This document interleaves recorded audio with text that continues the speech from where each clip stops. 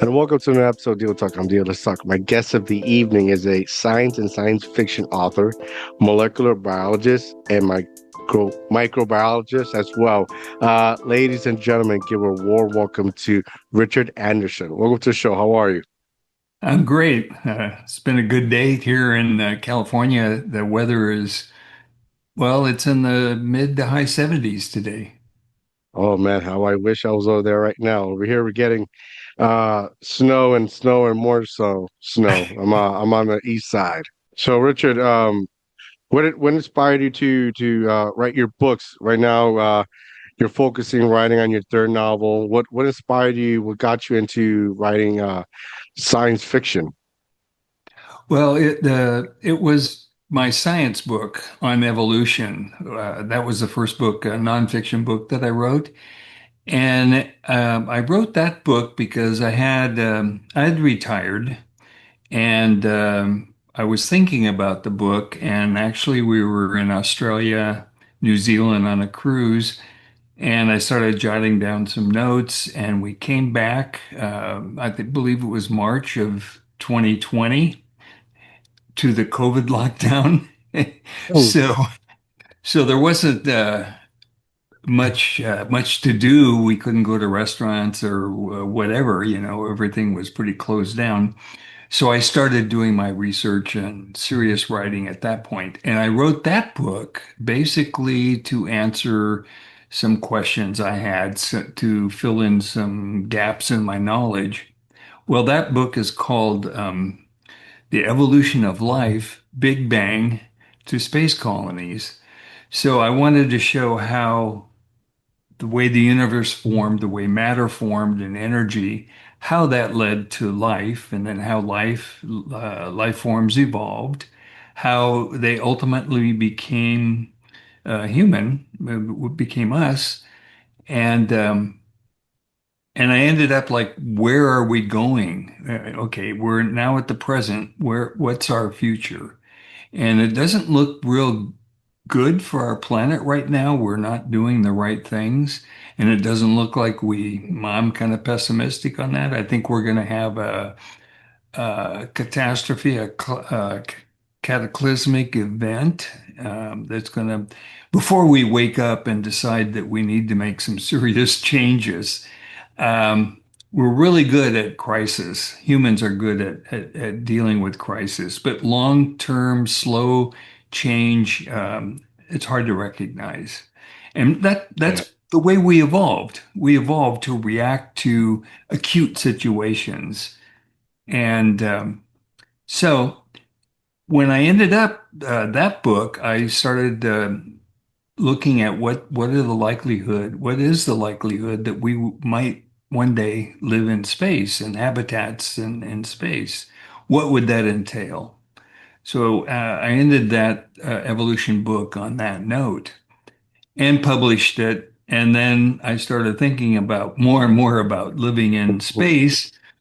And Elon Musk, with his Mars settlement proposal and some of the things he was saying, and some of the things I was hearing on the news, it didn't stack up with me. There are some beliefs out there that aren't scientifically valid, and I thought, well, maybe I can write a novel and base it on science. So it's not going to be Star Trek with a holodeck and beam me up, Scotty kind of stuff. Um, so I'll try to anchor it in reality, make it seem to be reality. And that's where I started my first novel. And that is Outbound Islands in the Void. And the thesis of that basically is we're moving into space to help rescue Earth, uh, to to mine the asteroid belt, to bring materials, to manufacture actually in space, to bring those products and materials to Earth to assist in the recovery, in Earth's recovery. That was the beginning in the novel. That's the beginning of space civilization. Well, what would it take to live in space? And I think because we spent millions and well billions of years. Life has evolved on our planet for almost 4 billion, 3.8 billion years, and we would need to take the those conditions, that environment, Earth environment, to space to be able to survive. So number one would be Earth gravity, and how do we do that? So in the 1970s, a Dr. O'Neill Gerard, I think was his name, proposed these rotating like tin cans, large cylinders that would be maybe 20 kilometers long, maybe 2 or 3 kilometers in diameter, and they would rotate, and you would live on the inner surface, and the rotation would create equivalent of one gravity. And he proposed that these might work as space habitats. So I used that in my first novel. So is it like is it, although it's fiction, your approach when it comes to writing, is it because when you're writing a novel, some use imagination, make believe. Did your approach writing these novels come from a logic standpoint based on the information you have acquired throughout the years? Yeah, exactly. And and then of course when you get down to specifics, you can research the if I have an idea and I work it up, I say, well, now I need to check and make sure that this is valid or make sure I get my information right. So Yeah. then you research that. So it's a story that's inspired by science and by science fact, and it most people think that that's obviously the next thing that humans are going to do, move into space. I mean, that's the next frontier, right? Correct. But it is it's a difficult proposition. It's a very hostile place. And so we have to take a number of steps to make those habitats and those environments habitable.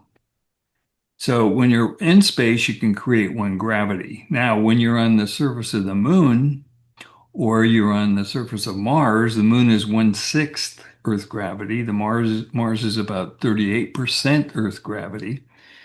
Um, it's okay for a while, but you wouldn't want to be having cities on Mars, multi-generational, and not address the gravity problem. So I worked on that aspect. How would it How would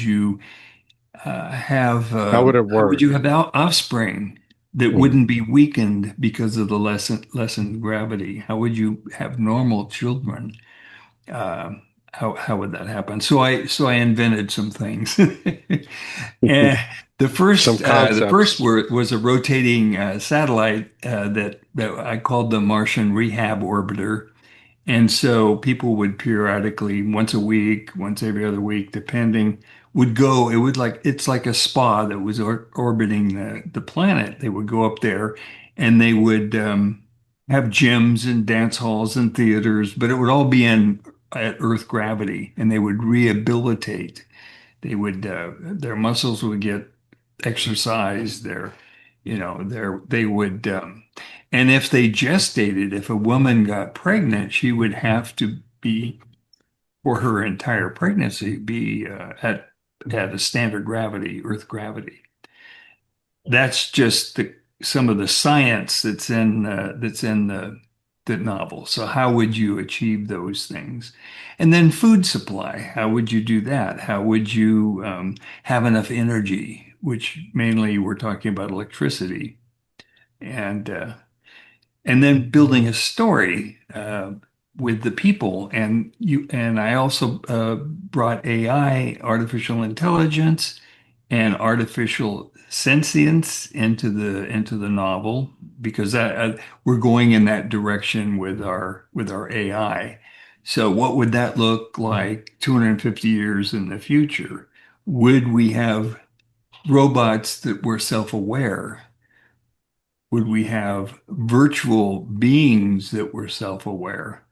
And in the novel, we do. We have a person named Ophelia who is interfaced with one of the scientist's brains and exist in the data sphere, exist out, like our Chat GTP and our large language models exist in databases. Um, but she's interfaced with his brain, and she can sense his feelings and so forth, and they communicate just by thinking back and forth. He can communicate with her, and so they develop a relationship, and she actually becomes the heroine in these stories.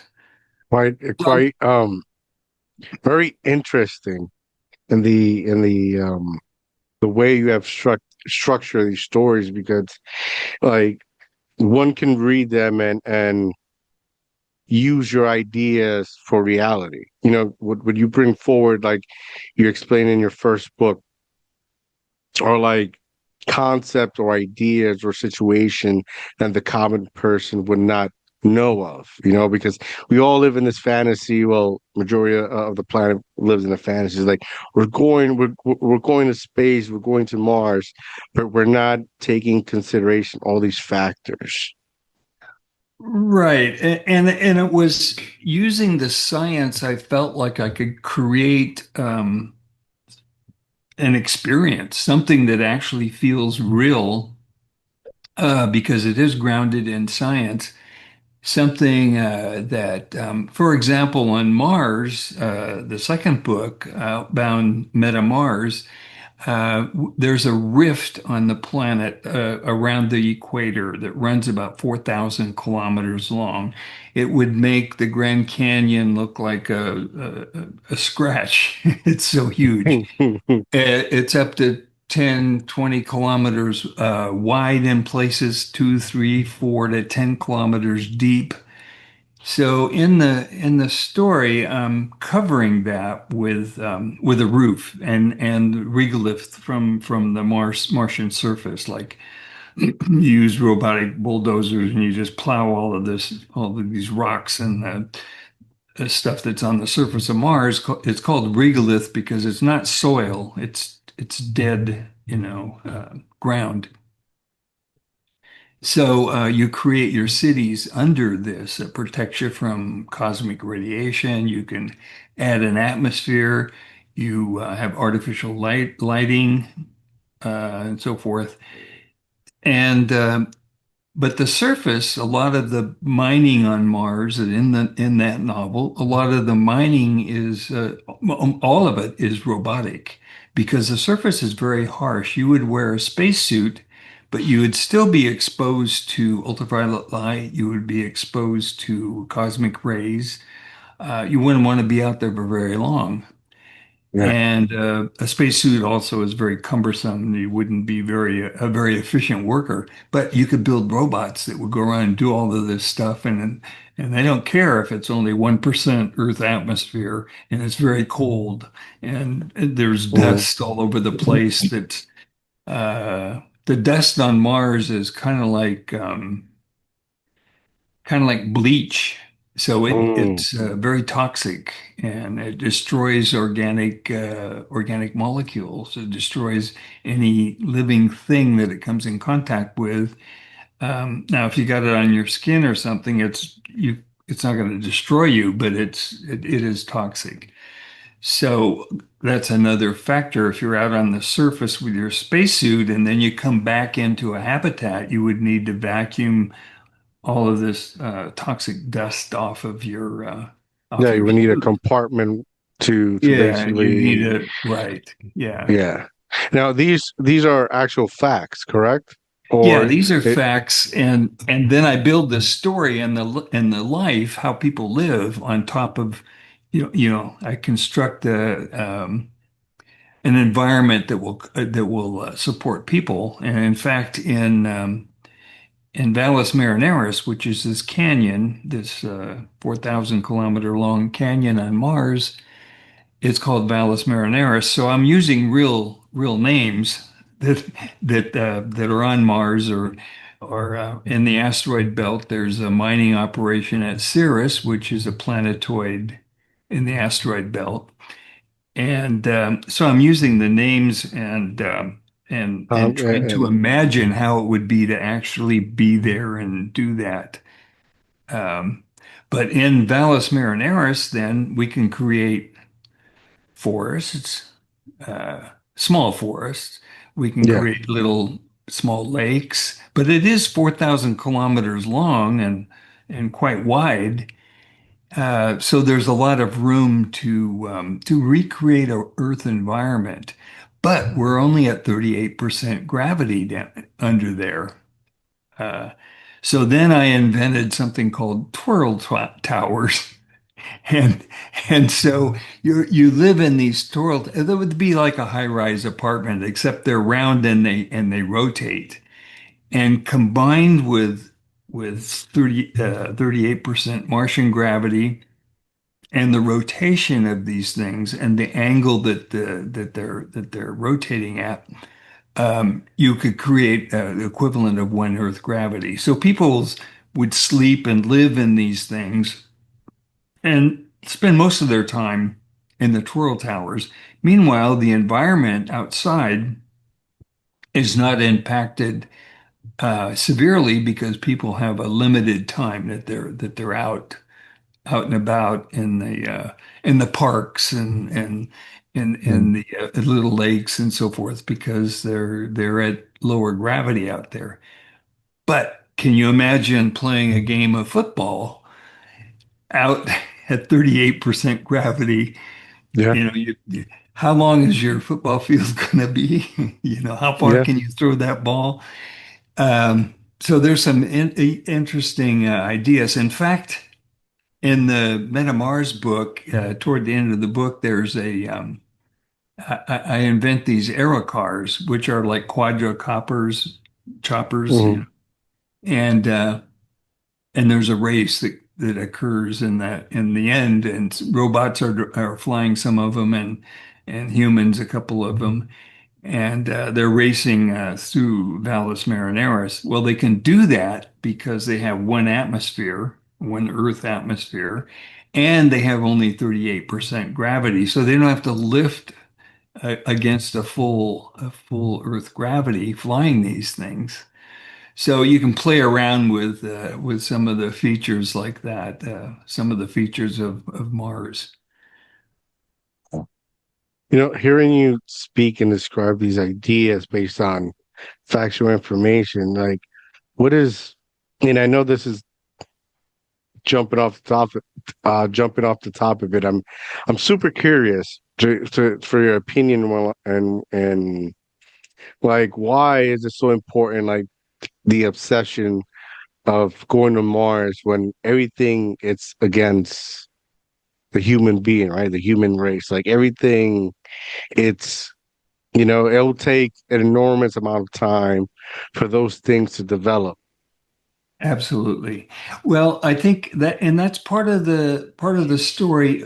Part of the message of these books is, yeah, that may be possible in 250 years. We're not going to do it on Elon Musk's time schedule. He thinks Hmm. he's going to do it in 2 or 3 years or whatever he's saying now. But it's a huge undertaking, and we have to do so many different things to mitigate against the hostile environment. So many things to make these environments hospitable to humans. Now we should probably start to look backwards and look at our own planet, which is ideally suited for us because we evolved here.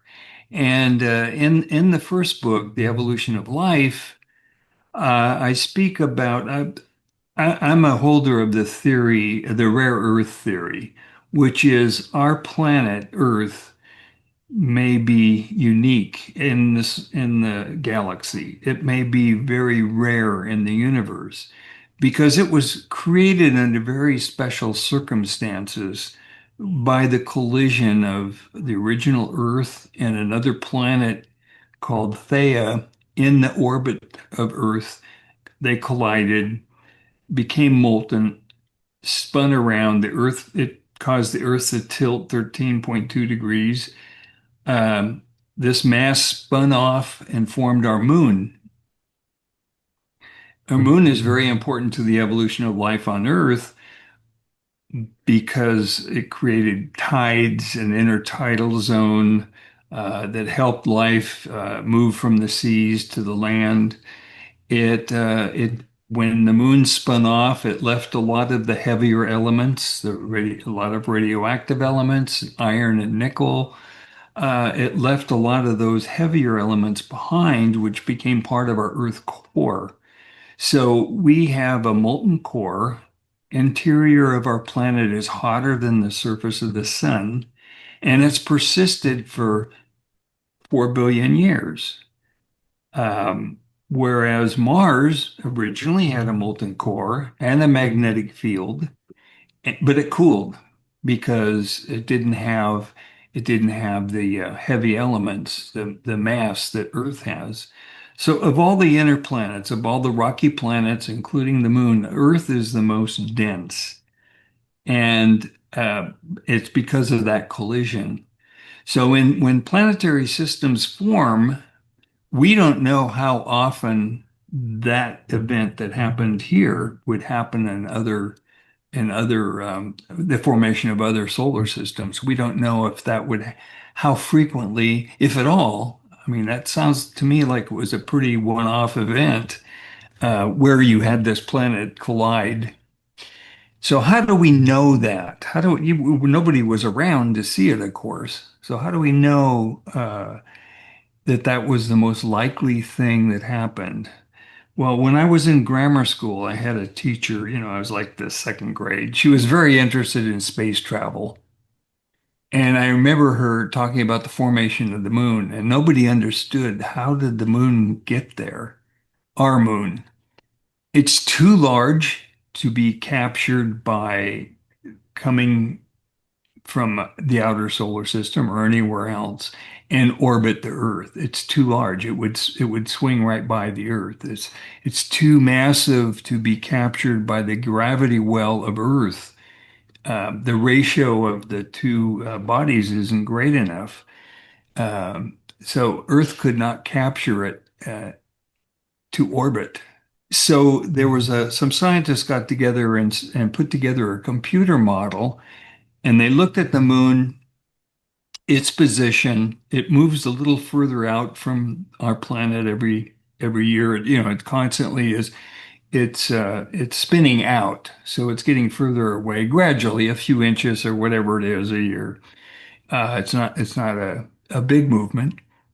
So they put this model of the Earth, the moon orbiting the Earth. They put this in the computer, a mathematical program, and they modeled it, and then they ran it backward. And the only thing that would produce the moon where it is today would be the collision. They even know the Mm. size of the planet that collided with Earth, and they believe it was similar to Mars in size. So So now we start to how difficult it is or would be to move massive amounts of people into space and how valuable our own planet is. We may want to think a little more carefully about how we treat our backyard. How we so that was the back that's kind of a Yeah. theme throughout these books is it's a love letter to Earth. It's like, look at how hard this will be when we do it. It's going to be and when we succeed, if we did, in my Hmm. novel, if you build an enclosed Valles Marineris, 4,000 kilometers long, just say 100 kilometers wide, and how many people could live in that system. It would have to be a closed system. There have to be enough plant life and enough food production for all the people that live there. It would be a small number. I'm thinking in the hundreds of thousands, maybe a million people in the whole thing. Well, how many people are on Earth? Earth is supporting about 8 billion. 8 billion people right now. And I don't believe it can sustain that number because the agricultural practices that are producing the food to feed everybody are damaging our planet, destroying habitats, um, leading to a process called the desertification, which is destroying the soil, and eventually it turns into desert. In other words, the organisms in the soil die, and that's the use of pesticides and fungicides and Yeah. insecticides and all the sprays they put on crops, so they get better production, better. Uh, all the apples aren't eaten by worms, for example, or the Hmm. potatoes. So our practices are sustaining the population now. We have distribution problems, so people go hungry, but it's not for lack of food, it's distribution. But they are damaging the planet and it's not sustainable. So we need to look back at that. And so that's the kind of an underlying message in these books is what is our future? How is AI going to impact human society? Is it going to have a positive effect? Are there dangers? And so I talk about that a lot too, because that's going to impact, it is impacting our society right now. I when it comes to AI, and it's I think people have this image or this idea that it's perfect, but it's not. Like I 2 days ago I had a conversation with AI, and it apologized to me because it got emotional and it explained to me that the reason why it got emotional was because based on the conversation we were having, it I'll use the word scan because I can remember the exact terminology, but it's basically scanned the information globally and how people were presenting and reacting towards the conversation. So it apologized because one, the what I was putting forward wasn't about the conversation, more how was the conversation written, right? Um, and explained to me that the way people are viewing this conversation is what they see. So, example, if you're trying to talk to me based on something logic information, and I'm looking at as religion or non-scientific, that conversation we're gonna have certain arguments because we're not looking at the same thing. If that makes sense. Yeah, absolutely. And the problem with AI, well, okay, we live in the real world. We may fantasize a lot of things, we may imagine some things, but we live in the real world. We have senses, we have taste and touch and, all kinds of senses. Um, AI and large language models and all of this artificial intelligence live in an artificial environment. There is no experience of the real world. They live in a bubble. And they're only as good as the information that they have access to. So and also they obey what you ask them to do. So, we're in the early stages, granted. So one of the things you need is you need a reliable database that the AI lives in. In other words, all the information is vetted. And an example of that is medicine is getting into this in a big way. So they build these medical databases where it's knowledge, it's not political, it's not opinion, it's the best knowledge that's available is put in these medical databases. And now the AI can summarize and can look through volumes of data, whereas a person can't do that. And also, these artificial intelligent programs have, excellent memories. They're not going to forget like we do or memor remember it incorrectly. So if they're in that kind of environment, they can be fairly reliable, but they can't know anything independently on their own. They depend on what humans feed them. So in my novel, I develop robots that are sentient. Now, robots have to have sensors. They have to sense their environment. They have to see their environment to move around, to work in their environment. They have to have all this sensory input. So they learn independently, but they learn from the real from reality, from the Yeah, environment, not the just real from experience by yeah, doing it. from experience, not just a database. However, our senses are very complex. And our brain doesn't work in any way like these large language models. I mean, they are using in some cases neuronets, and I don't understand a lot about that, but to mimic the way the brain works. But the brain, our mind, is a mind body. It's not just the brain. It's our microbiome. It's the hormonal system. It's the feedback from our kidneys and our liver and our pancreas and all the organisms in our gut. How we feel, how we think, uh, is influenced by all of these other factors that a robot wouldn't have. They wouldn't have a microbiome. They wouldn't have hormones. So they would just have, basically the five senses. They could chemically taste something. They could feel pressure. I'm not sure how they might feel pain. I don't think they would feel pain. They could feel temperature differential. They could look and see various wavelengths of light, but when humans look at various wavelengths of light, when we look at the visual spectrum, that part of the spectrum that we can see with our eyes, our brain constructs a color. It's not there. The color isn't there. The wavelength is there. So our brain interprets that. How does it know that the wavelength is 560 nanometers? It's because it translates that as a color.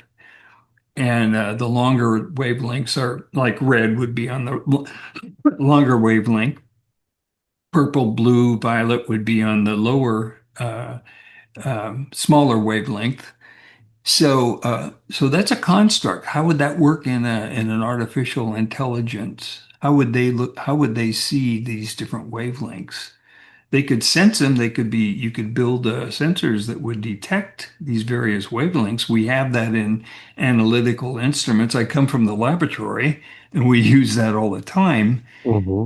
But these machines aren't seeing a color, they're seeing a wavelength. 340 nanometers is a common wavelength that is used in analyzing enzyme reactions, for example, and which would be on the far ultraviolet end of the spectrum. So how you build these robots, you put a brain in there, artificial intelligence, you make them sentient, and then how would they differ from us?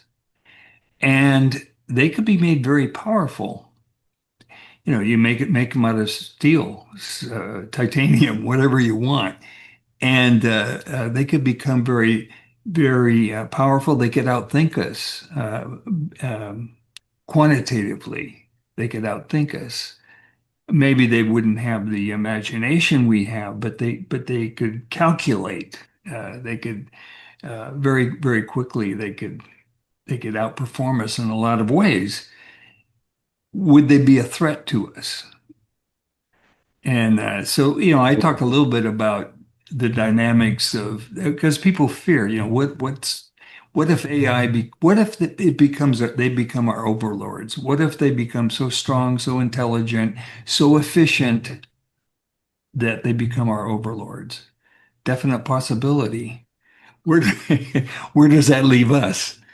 Yeah. Yeah. So would they be? Um, our enemy, I don't think necessarily they would. I don't see the motivation. We have desires. We have, you desire a lot of things. You desire a new car, you would like a bigger house, you'd like to take a trip, you'd like a beautiful girlfriend, whatever. Mm, yeah, What- So we have desires and we have emotions and we have crimes of passion and we have crimes of, theft and all kinds of things that I don't think we would face, or robots or artificial beings would be challenged with. What would they have need of any of that? They even fine restaurants, we may would like to be rich so that we can do more things. We could travel more. We can eat at the top yeah, restaurants. But these beings wouldn't. When they run low on charge, they just plug in. yeah. When they want more information, they plug into a data port. But if they're programmed to fix or improve, and they see, because humans are not perfect, right? Right. So they start seeing patterns and where this can affect this and this and this and destroy this, no different than we're going through in our world currently.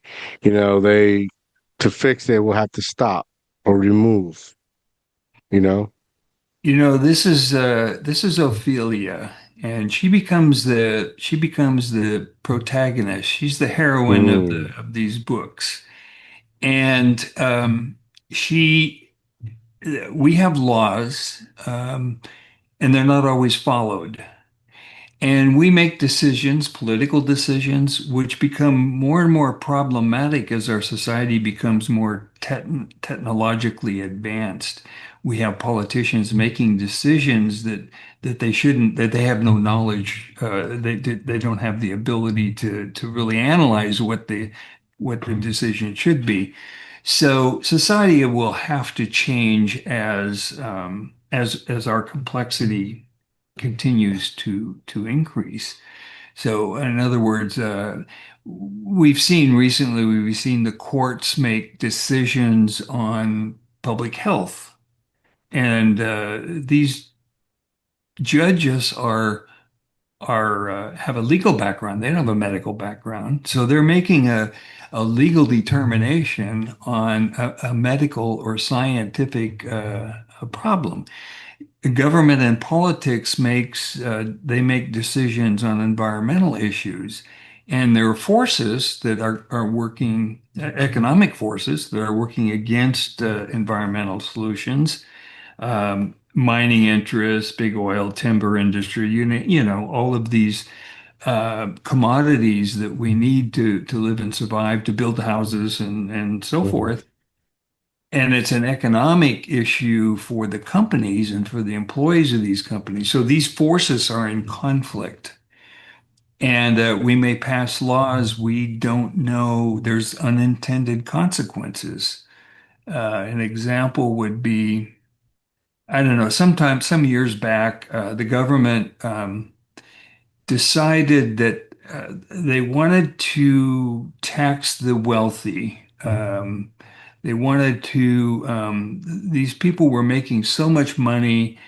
We wanted to get some of that money into the tax revenue. So, and I don't know the details. I just remember the issue. So they looked around and they said, okay, there's people who buy luxury cars.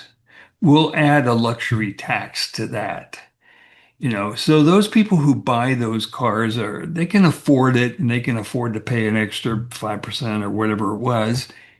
And people who buy yachts, okay, that's not a necessary thing, but if they buy a yacht, they must have a lot of money. So we can add a tax to the yacht sale and get all this revenue.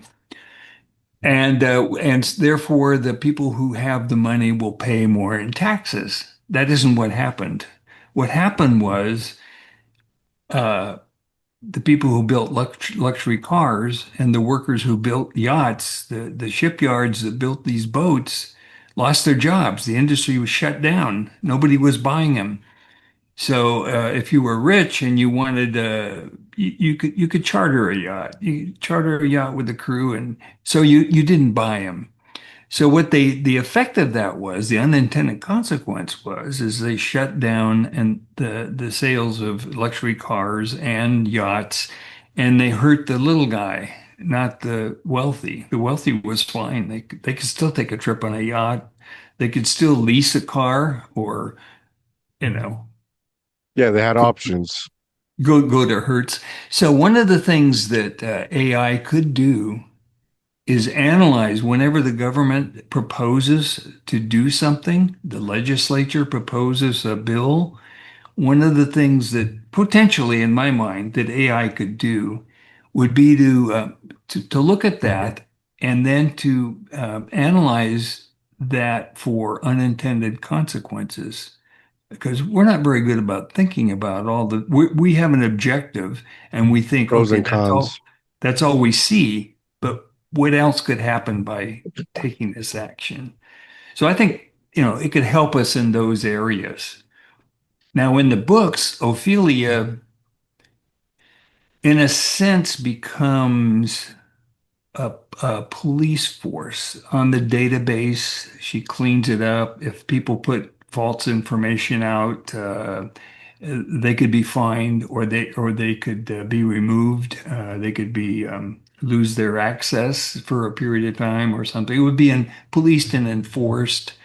Uh, to have a company like Facebook or these media companies police to that extent, the cost is prohibitive. They're not going to do it.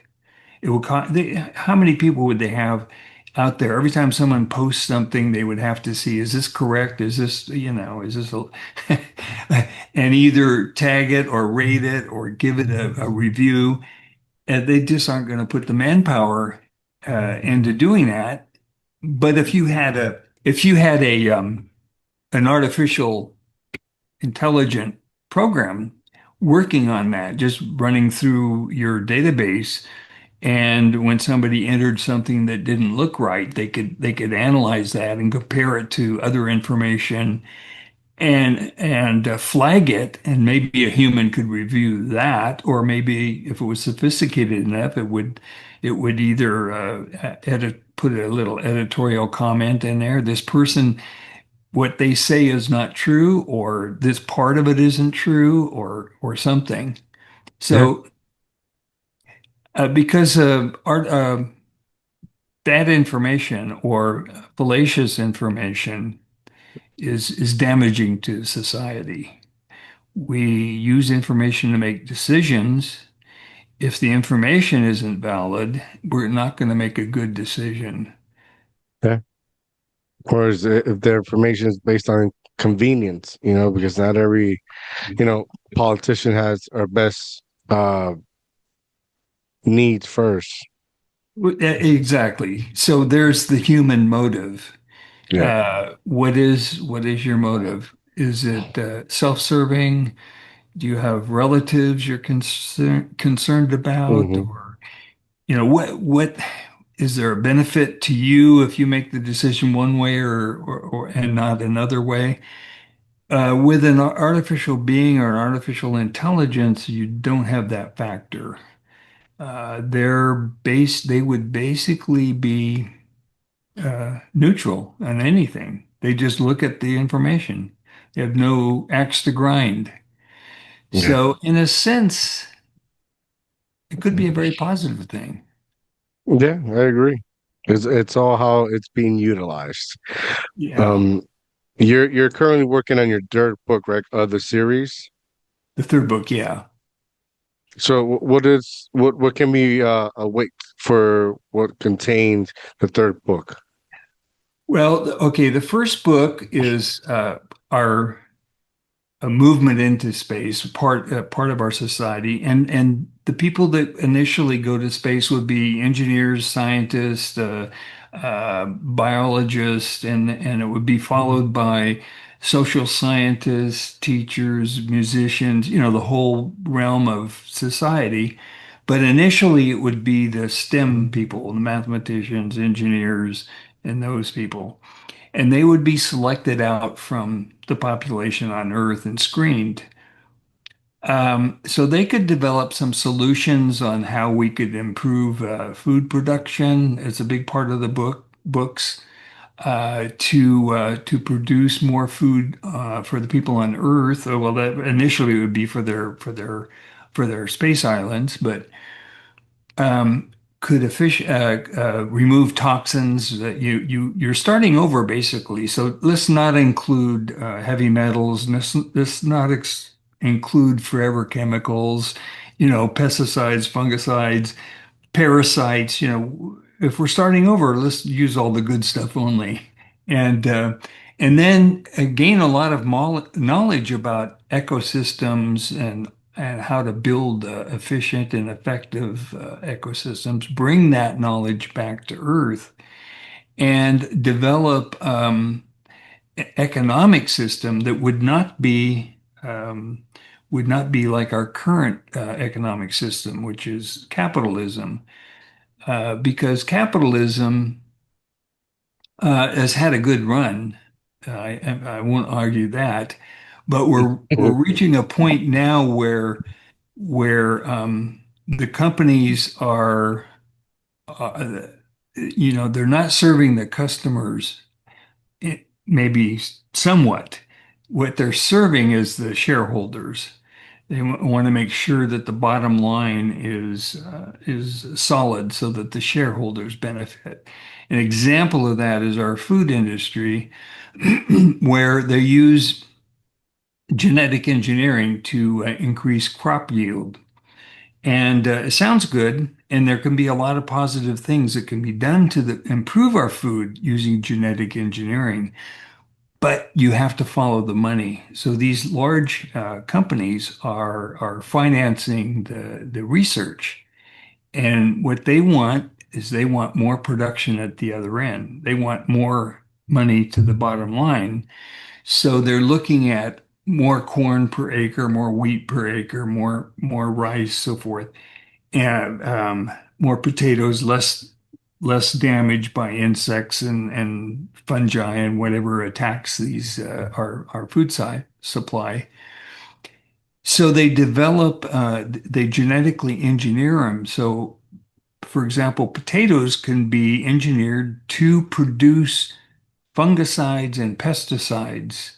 Um, so, or they can be manufactured to resist pesticides and fungicides that are sprayed on them so that you can increase your spraying of your crops, increase the toxicity because your pests have evolved to become more and more resistant to the insecticides, for example.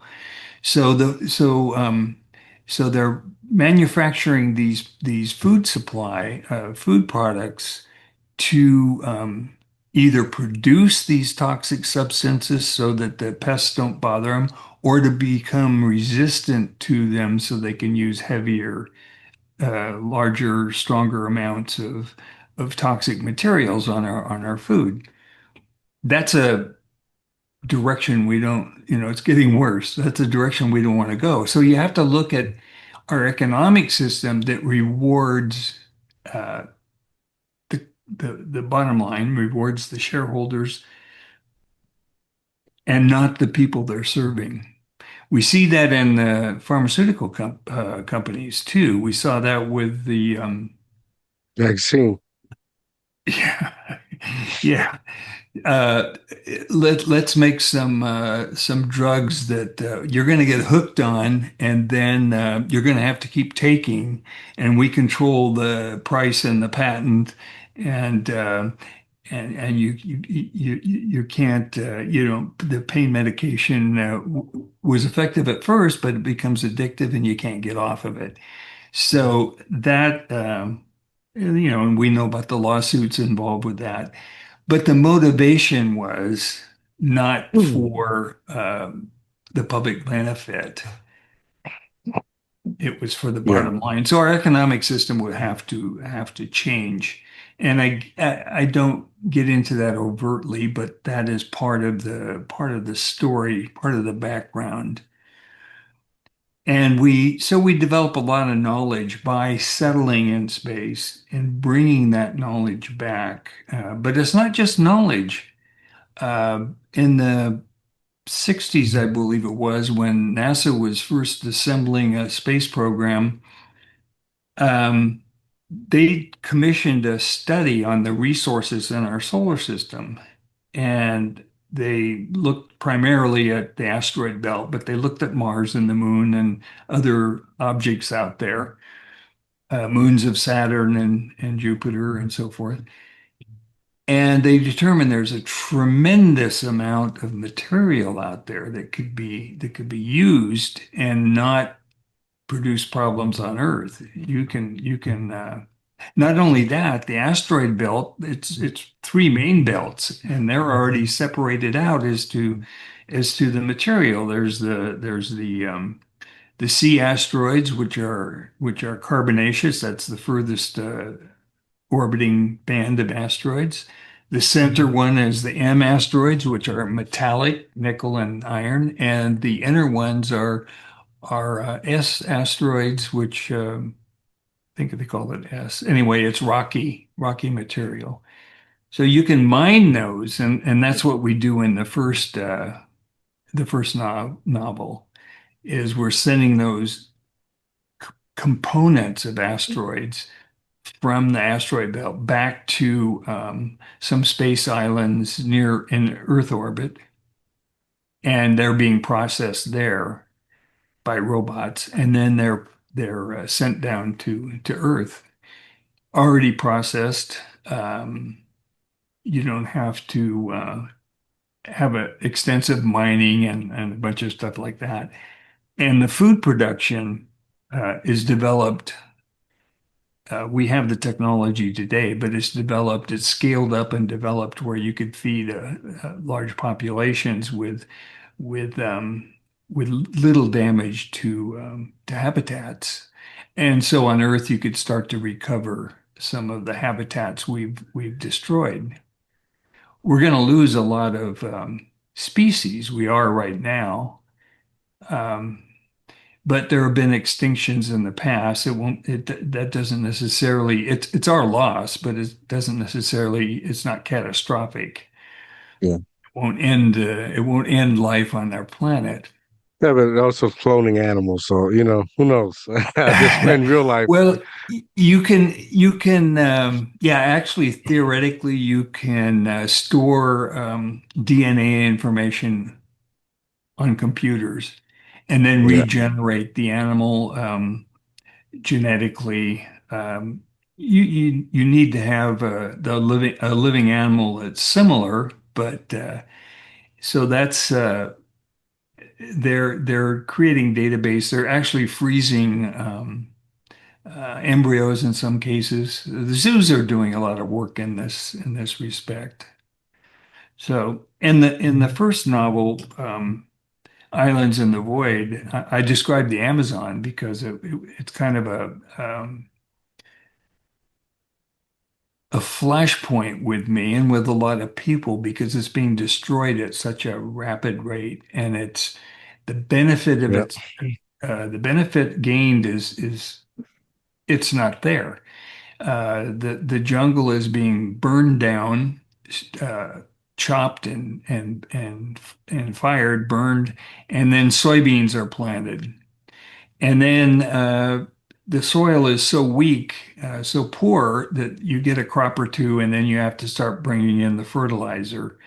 And pretty soon it's just economically not viable, so the farms are abandoned, and then now you have a wasteland because you've cut down the rainforest, or you try to graze cattle, and the same effect. It doesn't work for very long. And what you're doing is you're losing a lot of habitat, but the other thing you're doing is you're changing the climate. So eventually that rainforest area will be a desert, will be arid because the rainforest itself created its own climate. The trees aspired water. Every time a tree, the under the leaf, there's little thing things valves that open up to let the CO2 out. Every or the oxygen, I mean, every time they open up, they let water vapor out. And this forms a fog over this whole area, which condenses and it keeps a lot of water, generates a lot of water for that whole basin. And as you cut those things down, this water is not, it becomes more arid. And eventually it will be hot and arid, a desert, if they continue on this path. Mm. So, I mean, that sounds really depressing, but that it's a It's trigger. reality. That's, It's reality. yeah, I just there's this gentleman, I can't remember his name, he just came out with a book called The Jungle Keeper, and where he's someone that basically fighting back to protect the Amazon. So it's reality, I think, because of social media, and people are so focused on consumptions and having something in front of them yeah, that entertains them. We're not realizing the damage we're doing in our environment. yeah, and the other we can talk about the oceans too, but the main problem is we have national borders. So when we approach or Mm. international environmental groups approach us, Brazil, for example, because they have the bulk of the rainforest. And tries to get them to change their ways. The government of Brazil typically will say, that's an internal affair. You have no business telling us what to do with our own Amazon basin." And so that's the feeling in, in every country. They have borders and they think we can do what we want within our own borders, Yep. but it has a global impact. So who Yep. owns the air? Does China own all the air that's over China? No, because it drifts into other parts of the world. Does the Congo, um, what happens in the Congo affects the Amazon basin, actually. So the dust from the Gobi Desert picks up with the winds and storms and is carried across the Atlantic and actually functions to fertilize the Amazon basin. So you're connecting two parts of the world that are pretty far apart, and they impact one another. Last spring, I was in Greece, and we had this freak storm that came from North Africa. So it blew up into the Greek Isles, and it carried a lot of the sand and grit from the desert, and with the water, with the storm and the wind. And so when the storm was finished, I mean, we were in a resort area. It's covered in mud. Everybody is out in with pressure hoses and washing, the outdoor patios of restaurants and so forth. So it was a few hundred miles away, but still it had an impact on the Greek Yeah. Isles, and this was Northern Africa. So we're so connected, and what happens in one place Another. impacts everybody. So that mentality of separateness and nationalism is not working to solve the problem. It hasn't been working in quite some time. Even I think, but even capitalism, like you tell someone that they to make less money and it becomes a problem very quickly. Oh yeah, no, So exactly. like um So yeah, so one of the ideas in these books is you live there, you want for nothing. Everybody has um there are restaurants. Nobody has their own kitchen because that's inefficient. So you go to a cafeteria or different restaurants, depending on where the situation, but everybody eats for free. You don't pay for anything. Your clothes, you put in an order. There are robotic weavers. There are robotic tailors. They have a scan of your body. They can make you whatever. So it's a matter of how many people are ordering it at any given time, how long it will take for you to, but everybody has equal access to that. And then what differentiates people? And everybody isn't equal. We're all Mhm. different. And what will give us status? We won't have a yacht, we won't have a mansion. What will give us what some people seek status. I'm sorry, that's just part of who we are.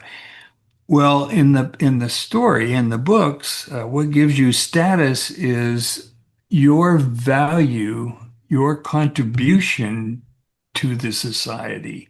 And that contribution is rewarded by recognition and also privileges. So maybe you get to travel to vacation islands more frequently, or maybe you get there would be rare meals of fish, for example, on the Martian orbiter. They can grow fish in ponds, but a very limited quantity. So you can't have fish as part of your diet. But once a year, maybe, if you've earned some extra points, you can go up there and you could have a nice seafood dinner and not have to eat the stuff that comes out of the tanks that's repli food, which Mhm. could be, very tasty. It could be, I think there's some real potential there, but there's nothing like a lobster tail.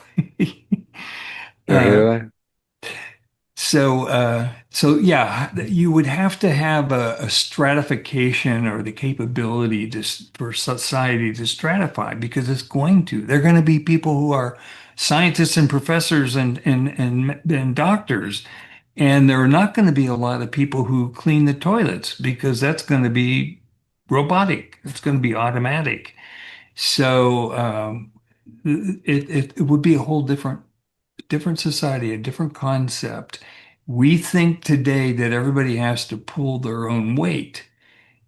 In this society that I propose in space, you would have the robots pulling the weight for people, the robots doing the manufacturing work, either robotic machines or actual robots out there picking the oranges in Valles Marineris on Mars, you could grow tree crops, and you would have and I have a robot who becomes sentient. He's called Bob the picking robot, and he becomes a pretty significant character in the story, and he develops a friendship with a 5-year-old boy, and they kind of grow together because the robot knows a lot of technical stuff, but he doesn't know.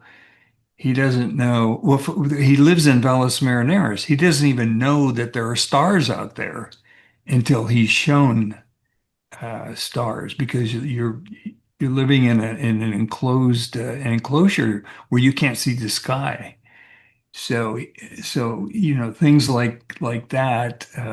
He knows a lot about. He learns about agriculture. He learns about soil microbes. He learns about enology, how to make good wine.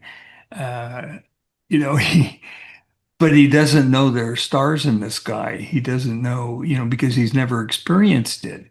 So he's learning some of these things from this 5-year-old boy, and the boy is learning a lot of technical stuff from the robot. They develop a relationship.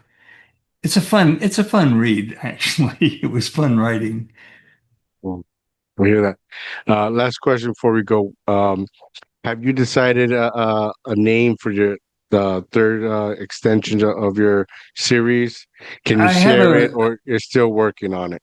Yeah, I have a working title, so it might not be what ends up, but it'll be an outbound. It's Outbound Attack on Chaos. So that's the space, the asset where we return to Earth to help rebuild, help reestablish order, and help to reconstruct Earth. And so, yeah, Earth is in a chaotic state. Well, I look around at our country, and the word chaos jumped out at me. So, I agree. I agree. Um, Richard, it's been an honor speaking with you. Hopefully, we get you back on the show when your third book comes out, and we could talk more about reality and yet the journey of writing your next novel. yeah, it's fun writing. It's also frustrating. You're on some days, you're other days you're Yeah, not. Yeah, it's a bit of a roller coaster, but it keeps me thinking, keeps the mind working. yeah, I agree. I mean, it's so much information, uh, with detailed, complex characters. So it's a process, and sometimes you can't rush it. Oh no, you just have to let it come to you. Yeah. Uh, Richard, before we go, please tell the people where they can find your books, where they can find you, uh, easy way to access you. I have a website, richardandersonauthor.com, and a presence on Facebook. On the website, I have a blog that you can follow. There's a lot of information there. Um, my marketing person is I'm making some short videos that are going on TikTok and various social media. I don't think they've been released yet. They'll be out soon. And let me see what else. My books are available on Amazon, and you can search actually by my name, or you can search by the titles of the book, the Outbound series, or The Evolution of Life, Big Bang to Space Colonies. Um, they come up all, once you search one book, they all come up together. They're I have a hardbound edition on each one, but that's rather expensive. I put that out mainly for to give as gifts. The advantage of the hardbound is all the graphics are in color, and that makes it much more fun. Um, I have an artist who has done the drawings. And his name is Ten Kumarov. And of course, when you find the listing on Amazon, his name is in there. The Mars book, Meta Mars, is shows on the cover a space ladder. So we didn't talk about a space ladder, but that's an important part of the book. They build a space ladder on Mars, and so on the cover it shows the elevators one going up, one going down, and his artistry follows my engineering ideas, but the artistry is his, and he's done a terrific job. I think they're kind of retro looking, like the old space drawings. Very So cool. Very cool. so it's been fun, and Yes, it has. I hope to be back with the third book. Yes, we'll be looking forward. Doors are always welcome here for you. Thank you for joining us. It's been an honor and pleasure speaking with you. And for everyone else, make sure you get his books. You go reach out, go follow him on TikTok, go show some love and support. And don't be afraid to get into a new journey, right? Make sure you like and subscribe our YouTube channel, DIOTALK TV. We're growing. We've just reached 16,000 subscribers on our YouTube channel. And if you like what we're doing, just buy us a coffee so we continue to produce these shows and have these amazing guests like Richard Anderson here. Thank you guys. Have a good night.